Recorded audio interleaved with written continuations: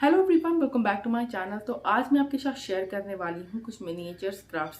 घर में अगर आप मिनिएचर गार्डन बनाना चाहते हैं तो उसके लिए हमें छोटे छोटे क्राफ्ट की ज़रूरत होती है। कई बार हम थीम के अकॉर्डिंग अपना मिनिएचर गार्डन क्रिएट करना चाहते हैं, लेकिन थीम के अकॉर्डिंग आपको चीज़ें कई बार अवेलेबल नहीं होती है। तो आप घर पे किस तरह से मिनिएचर क्राफ्ट बना सकते हैं आज आपके साथ शेयर करूंगी।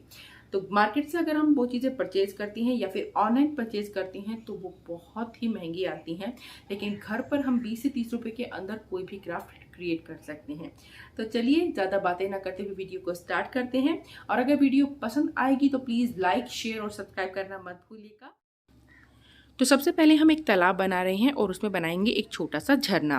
तालाब बनाने के लिए मैं यूज़ कर रही हूँ इस तरह की एक पुरानी सीडी का। आप चाहें तो किसी भी प्लास्टिक की कोई लिड पड़ी हो आपके पास, उसका भी इस्तेमाल कर सकते हैं।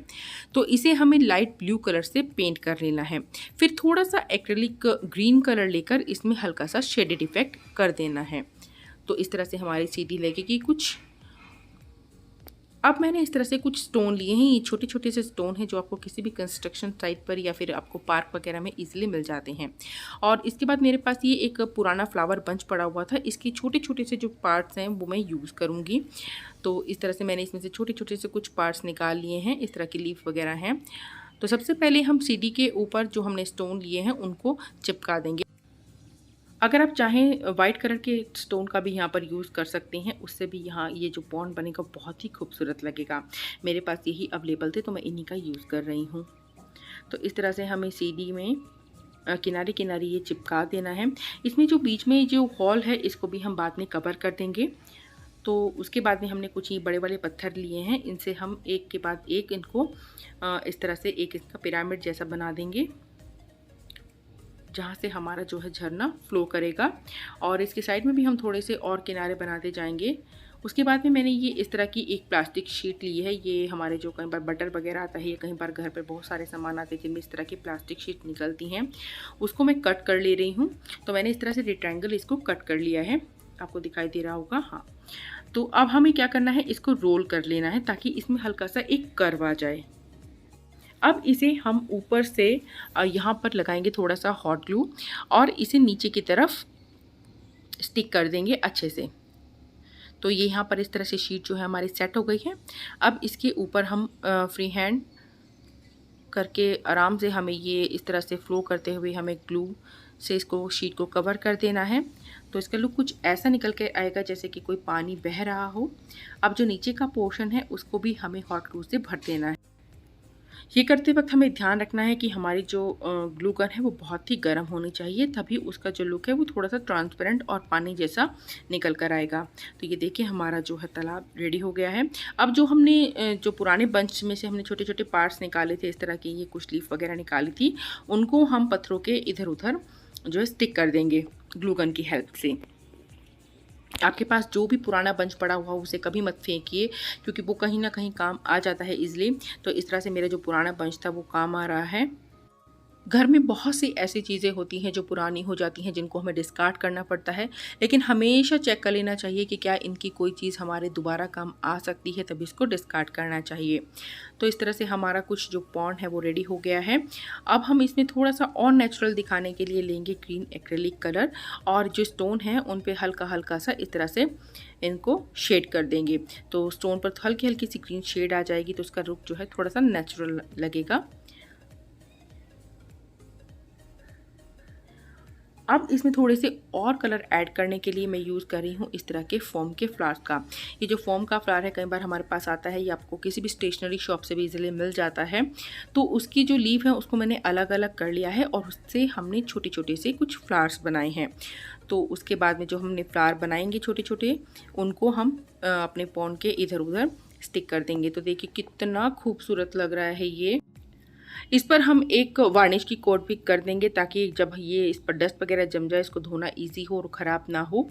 उसके बाद में बना रहे हैं हम कुछ फेंच जो गार्डन के हमें आसपास लगाते हैं, उनको बना रहे हैं। तो आइसक्रीम स्टिक को हाफ कट करके मैंने उन्हें पेंट कर लिया है। ये मैंने पहले भी अपने मिनिएचर गार्डन में इंक्लूड की हुई थी, तो तभी कि मेरे पास रखी हुई थी। अब मैंने उनको दोबारा से पेंट कर लिया है। तो इस तरह से हम बेकार पड़ी हुई आइसक्रीम स्टिक्स से अपने गार्डन के लिए छोटी छोटी सी फेंच बना सकते हैं। अब मैं ले रही हूँ वॉल पुट्टी का डो। तो वॉल पुट्टी के डो को किस तरह से बनाया जाता है मैं लिंक डिस्क्रिप्शन बॉक्स में दे दूँगी। मैंने पहले भी वीडियो आपके साथ शेयर किया है, आप जाकर चेक कर लीजिएगा। सबसे पहले हमने बनाई हैं 3 छोटी छोटी सी डक अपने तालाब में रखने के लिए। तो इस तरह से हमने ये डक बना ली हैं। अब हम बना रहे हैं छोटी छोटी सी बी। तो बी बनाने के लिए सिंपल हमें बॉल पुट्टी को इस तरह से ओवल शेप में कर लेना है और उसके बाद छोटे छोटे से इसके ड्रॉप बनाकर बॉल पुट्टी की विंग बना देना है। तो इस तरह से हमारी छोटी सी बी रेडी हो जाएगी। इस तरह से आप जितने भी बनाना चाहते हैं उतनी बना सकते हैं। अब वॉल पुट्टी का छोटा सा पार्ट लेकर हमें बना लेना है इस तरह का एक ओवल शेप। इससे बनाएंगे हम कुछ लेडी बग। तो छोटे बड़े कुछ भी आप इस तरह से शेप बना लीजिए, उसके बाद में हम उनके लेडी बग बनाएंगे। तो अब मैंने ली है इस तरह की एक वायर है, ये आपको वायर स्टेशनरी शॉप से आराम से मिल जाएगी। तो इसको हमने कट कर लिया है। अब बनाने वाले हैं हम मशरूम। तो वॉल पुट्टी के डो को हमें कुछ इस तरह से बेल लेना है लंबा और इसमें हमें तार को इंसर्ट कर देना है और इसे हल्का हल्का सा प्रेस करते हुए ऊपर से हमें राउंड करते जाना है। तो हमारे मशरूम जो है रेडी हो जाएंगे। आप चाहें तो बिना वायर के भी बना सकते हैं, लेकिन वायर जब हम लगा देते हैं मशरूम के अंदर तो उसे हमें कहीं पे भी रखना या फिर लगाना बहुत ही ईजी हो जाता है। तो इस तरह से हमारे मशरूम बन गए हैं। अब बना रही हूँ मैं छोटी सी बर्ड, क्योंकि गार्डन में बर्ड ना हो ऐसा तो हो ही नहीं सकता। तो हम छोटी छोटी सी बर्ड बना लेंगे। इस तरह से हमें कुछ बर्ड बना लेनी है। तो इस तरह से वॉल पुट्टी की हेल्प से आप बहुत ही सुंदर सुंदर से मिनिएचर्स का बना सकते हैं। अगर आप वॉल पुट्टी के साथ काम करने में कंफर्टेबल नहीं हैं तो आप इसकी जगह पर एयर ड्राई क्ले का भी यूज़ कर सकते हैं। सारे मिनिएचर क्राफ्ट बनाने के बाद में हमें इन्हें 6 से 7 घंटे के लिए ड्राई होने के लिए छोड़ देना है। उसके बाद में हम इन्हें पेंट कर लेंगे। तो पेंट आप अपनी चॉइस के अकॉर्डिंग कर सकते हैं। आपको अपने मिनिएचर गार्डन में जितने भी कलर ऐड करने हैं आप उनसे ही अपने जो है क्राफ्ट को पेंट कर सकते हैं। तो इसमें मैंने 3 डक बड़ी बनाई हैं और 3 छोटी डक बनाई हैं। तो बड़ी डक को पेंट करने के लिए मैंने यूज़ किया है ब्लू कलर का और जो छोटी छोटी डक्स बनाई हैं उन्हें आप बेबी डक भी बोल सकते हैं। तो उनको मैंने येलो कलर से पेंट किया है। और मशरूम भी आप अपनी चॉइस के अकॉर्डिंग कलर कर सकते हैं। बी को हम नेचुरल ही रखेंगे। बी में जो कलर होता है येलो और ब्लैक, और उनके विंग को हम वाइट छोड़ देंगे।